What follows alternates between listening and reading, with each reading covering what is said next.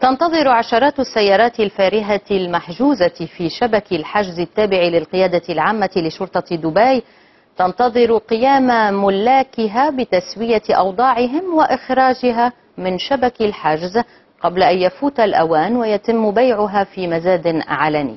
من دبي محمد دقامسي والتفاصيل.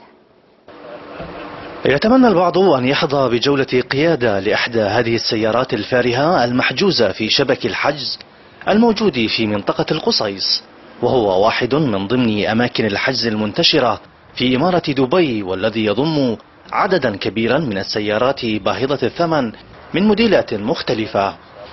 لكل سيارة محجوزة هنا قصة تنفرد بها عن غيرها من السيارات الأخرى، فمثلا هذه سيارة فيراري مطلوبة للإنتربول الدولي وتقدر قيمتها ب3 ملايين دولار، ومنها ما هو مطلوب للمحكمة في قضايا مختلفة، والبعض الآخر تراكمت عليها المخالفات. سيارات عليها طلبت للمحاكم فيها قضايا جنائية، فيها سيارات عليها أقساط مطلوبة للبنوك معمم عليها محجوزة عندنا موجودة، وفيها سيارات اللي هي الفارهة مثل ما تفضلت اللي هي موجودة عندنا في الساحة، هذه مطلوبة عن طريق الانتربول الدولي، تكون سيارة مسروقة وتم التعميم عليها. ظروف الحجز الصعبة ودرجات الحرارة المرتفعة لعبتا دورا كبيرا في إنهاك المظهر العام للسيارات، خصوصا تلك المحجوزة لفترات طويلة، إذ تعرضت إطاراتها للتلف، كما تضرر هيكلها الخارجي، فضلا عن مكوناتها الداخلية التي تأثرت بسبب وقوفها لفترة طويلة دون صيانة أو حركة.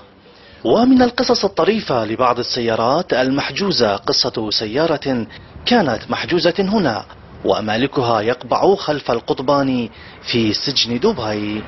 فاجأنا أن الريال للسيارة موجودة لكن الشخص وين؟ في السجن مسجون، فقال اعطوني بس يومين انا اعطي وكاله لاخوي على اساس انه يخلص موضوع السياره ويتم الافراج عنه. وفعلا وصل الاخو هني وكان عنده وكاله من اخوه، دفع الالتزامات اللي كانت مترتبه على السياره، وفي اخر يومين تم سحبها من كشف السيارات اللي كانت بتنباع اصلا في المزاد. يذكر أن قيمة السيارات الفارهة المحجوزة في شباك الحظر تفوق 10 ملايين دولار، وتناشد شرطة دبي ملاكها بمراجعة إدارة مرور دبي لتسوية أوضاعها قبل بيعها في المزاد المقبل.